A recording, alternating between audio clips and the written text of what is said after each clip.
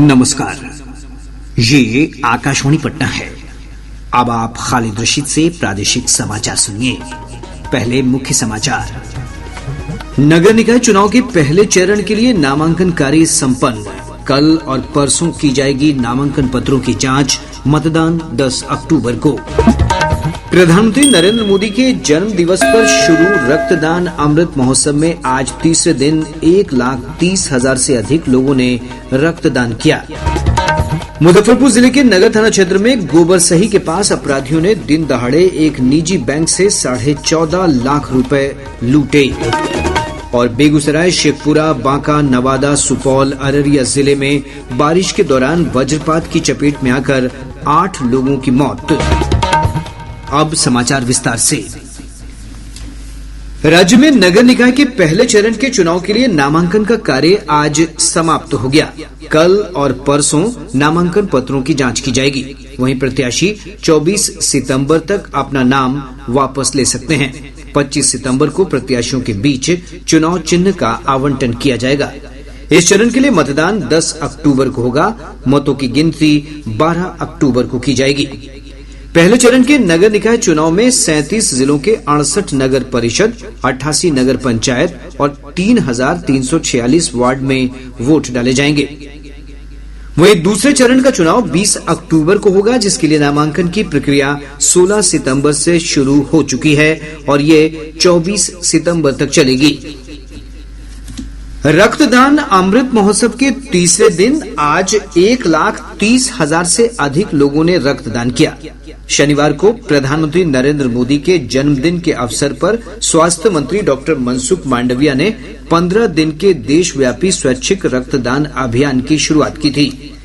ई रक्त कोष पोर्टल पर अब तक पंजीकृत 2,57,000 से अधिक रक्तदाताओं के साथ इस अभियान के लिए 6,000 से अधिक शिविरों का पंजीकरण किया जा चुका है।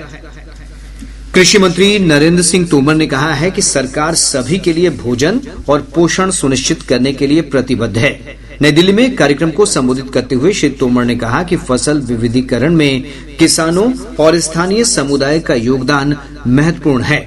इस अवसर पर उन्होंने खाद्य सुरक्षा सुनिश्चित करने में किसानों के योगदान का उल्लेख किया। कोविड महामारी ने हमें काफी कुछ सबक सिखाए। भोजन की उपलब्धता और पहुंच स्थिरता सर्वोपरि है। भारत नागरिकों के लिए खाद्य एवं पोषण सुरक्षा सुनिश्चित करने के प्रति हमेशा प्रतिबद्ध रहा है और आगे भी रहेगा। जनसंख्या बढ़ रही है, कृषि योग्य भूमि घट रही है, पानी की उपलब्धता भी कम होती जा रही है और इसके कारण जलवायु परिवर्तन, जैविक और अजैविक दबाव से उत्पादन भी प्रभावित हो रहा है। ऐसे में हमें भरपूर फसल उत्पादन सुनिश्चित करने की आवश्यकता है। कृषि मंत्री ने जलवायु के अनुकूल फसल की किस्मों को विकसित करने पर भी जोर दिया। इस संधि को सभी फसल अनुवांशिक संसाधनों तक पहुंच और विनिमय का समर्थन करना चाहिए। मैं आपसे कम उपयोग की जाने वाली संबंधित फसलों के साथ ही समय रहते संरक्षण और उपयोग पर जोर देने का आग्रह करता हूं। जलवायु अनुरूप पोषण सुरक्षा के लिए हमारा संघर्ष आपके निर्णय और कार्यों पर बहुत अधिक निर्भर करता है। राज्य के विभिन्न जिलों में वज्रपात की घटना में 8 लोगों की मौत हो गई, जबकि कई लोग झुलस गए। सुपौल के त्रिवेणीगंज स्थित अलग अलग गांव में वज्रपात की चपेट में आकर एक महिला और एक किशोर की मृत्यु हो गई। इधर बेगूसराय के मुफस्सिल थाना क्षेत्र अंतर्गत गुप्ता बांध इलाके में आकाशीय बिजली की चपेट में आकर एक वृद्ध की मौत हो गई, जबकि 2 युवक गंभीर रूप से झुलस गए। शेखपुरा से हमारे संवाददाता ने बताया कि सदर प्रखंड अंतर्गत पुरैना गांव में वज्रपात से एक किशोरी की मौत हो गई। नवादा जिले के काशीचक और रजौली में ठनका की चपेट में आने से एक बच्ची समेत 2 लोगों की मृत्यु हो गई। बांका जिले के बेलहर थाना क्षेत्र के तिलकपुर में मछली पकड़ने के दौरान वज्रपात की चपेट में आने से एक युवक की मौत हो गई। हमारे संवाददाता ने बताया कि अररिया जिले के रानीगंज में बहियार में मवेशी चराने के दौरान ठनका गिरने से एक व्यक्ति की मौत हो गई।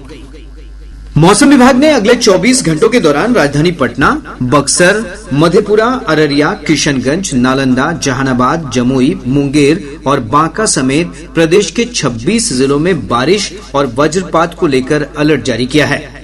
मौसम विज्ञान केंद्र पटना के वैज्ञानिक अजीत कुमार सिंह ने बताया कि अगले 24 घंटों के दौरान बारिश के साथ साथ वज्रपात की आशंका बनी हुई है। उन्होंने बताया कि राज्य के दक्षिण पश्चिम, दक्षिण मध्य और पूर्वी हिस्से में अच्छी बारिश की संभावना है।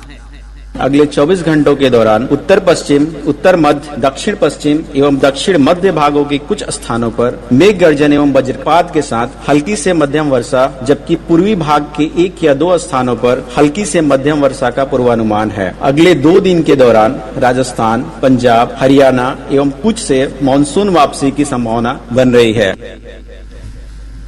इधर मानसून की सक्रियता के कारण प्रदेश के अधिकतर हिस्सों में अच्छी बारिश हो रही है। पटना और आसपास के क्षेत्रों में भी हल्की से मध्यम बारिश का सिलसिला जारी है।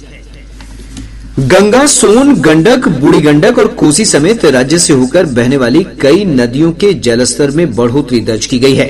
केंद्रीय जल आयोग की रिपोर्ट के अनुसार गंगा का जलस्तर बक्सर, पटना के दीघा घाट, गांधी घाट और हाथीदह, मुंगेर, भागलपुर समेत विभिन्न स्थानों पर फिर से बढ़ गया है।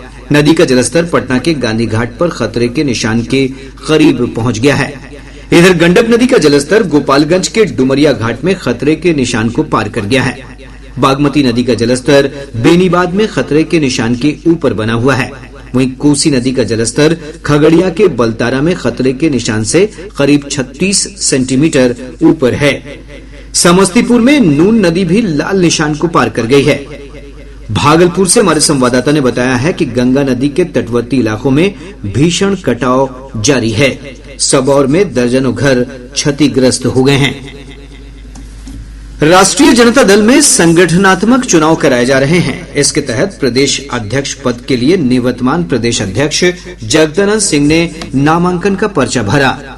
इस पद के लिए एक ही नामांकन पत्र दाखिल किए जाने के कारण जगदानंद सिंह का प्रदेश अध्यक्ष निर्वाचित होना तय है। 21 सितंबर को इसकी औपचारिक घोषणा की जाएगी। गौरतलब है कि राजद प्रमुख लालू प्रसाद के निर्देश के बाद जगदानंद सिंह एक बार फिर प्रदेश अध्यक्ष की कमान संभालने को तैयार हुए हैं। प्रादेशिक समाचार आप आकाशवाणी पटना से सुन रहे हैं। स्वास्थ्य मंत्री डॉक्टर मनसुख मांडविया ने कहा है कि प्रधानमंत्री नरेंद्र मोदी के नेतृत्व में सरकार की वित्त पोषित स्वास्थ्य बीमा में उल्लेखनीय वृद्धि हुई है। श्री मांडविया ने कहा कि सरकार सभी के लिए स्वास्थ्य बीमा सुनिश्चित करने पर काम कर रही है।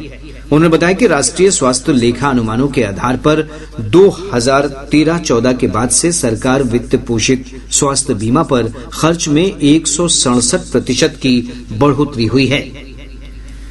प्रदेश में अब तक 15,43,16,00,000 से अधिक कोविड रोधी टीके लगाए जा चुके हैं। इनमें से 6,70,59,000 से अधिक लोगों को टीके की दोनों डोज दी जा चुकी है। वहीं अब तक लगभग 1,40,12,000 लोगों को बूस्टर डोज भी लगाई जा चुकी है।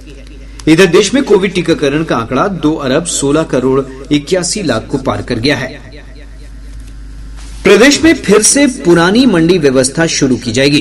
कृषि मंत्री सुधाकर सिंह ने बताया कि इस संबंध में पीत पत्र के जरिए आदेश जारी किया गया है। उन्होंने बताया कि कृषि सचिव एन सरवन कुमार की अध्यक्षता में एक समिति पुरानी मंडी व्यवस्था लागू करने के लिए प्रस्ताव तैयार कर रही है। तैयार प्रस्ताव को जल्द ही कैबिनेट की स्वीकृति के लिए भेजा जाएगा। उन्होंने कहा कि मंडी व्यवस्था लागू होने से किसानों को अपने उत्पादों का उचित मूल्य मिल सकेगा। मुजफ्फरपुर के नगर थाना क्षेत्र अंतर्गत गोबरसही में एक निजी बैंक की शाखा से अपराधियों ने दिन दहाड़े 14.5 लाख रुपए लूट लिए। जानकारी के अनुसार 3 हथियारबंद अपराधियों ने लूट की इस बड़ी घटना को अंजाम दिया है। नगर पुलिस उपाधीक्षक राम नरेश पासवान ने घटना की पुष्टि करते हुए कहा कि मामले की जांच की जा रही है। उन्होंने बताया कि बैंक के सीसीटीवी फुटेज के आधार पर अपराधियों की पहचान कर उनकी गिरफ्तारी सुनिश्चित की जाएगी। मैट्रिक और इंटर की अगले वर्ष होने वाली वार्षिक परीक्षा के सभी परीक्षार्थियों की अब एक यूनिक आईडी से पहचान होगी। परीक्षार्थी अपने यूनिक आईडी से परीक्षा संबंधित जानकारी प्राप्त कर सकेंगे। इसके लिए बिहार बोर्ड ने लगभग 30 लाख छात्र छात्राओं को 13 अंकों वाला यूनिक आईडी नंबर जारी किया है। बोर्ड ने कहा है कि जो छात्र परीक्षा फॉर्म में पंजीयन संख्या के अलावा यूनिक आईडी नंबर नहीं भरेंगे उनके परीक्षा फॉर्म को रद्द कर दिया जाएगा। वहीं बोर्ड ने परीक्षा फॉर्म में मोबाइल नंबर और ईमेल आईडी देना भी अनिवार्य कर दिया है। राज्य सरकार ने स्कूलों में छात्रों पर किताबों के बढ़ते बोझ को कम करने के लिए नो बैग डे नियम लागू करने का निर्णय किया है। अपर मुख्य सचिव दीपक कुमार ने कहा कि इस संबंध में शीघ्र ही अधिसूचना जारी की जाएगी। उन्होंने कहा कि नो बैग डे के दिन छात्रों को किताब या कॉपी लाने की आवश्यकता नहीं होगी। इस दिन स्कूलों में केवल कार्य आधारित व्यवहारिक कक्षाएं होंगी। कर्मचारी चयन आयोग एसएससी ने स्नातक स्तरीय संयुक्त परीक्षा के लिए अधिसूचना जारी कर दी है। लगभग 20,000 पदों के लिए आवेदन आमंत्रित किए गए हैं। अभ्यर्थी 8 अक्टूबर तक ऑनलाइन आवेदन कर सकते हैं। विस्तृत जानकारी आयोग की वेबसाइट ssc.nic.in पर उपलब्ध है।